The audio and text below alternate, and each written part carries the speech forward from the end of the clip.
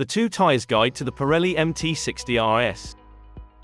There aren't that many tyres that look like the MT60RS, which is probably why they've found a cult following. It combines flat track looks with great on-road performance.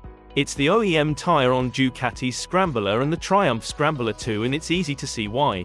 Because this tyre performs and looks the part. Only available in a small set of sizes, but the fact they're available in a 120/70/17 front and 160 and 180 rears means you can fit these to a huge range of bikes that you probably don't want to go green laning on. For example, they'll fit in SV 650 or CBR 600. Of course, not many people want to give these the flat track look, but if you're building a custom or special, it might run these sizes, and the MT60s mean you don't need to mess around changing your wheel sizes to get the flat track look. We hope this guide gave you some useful info. There's more information and owner reviews of this tyre on our website, just click the link in the description. See you next time and ride safe.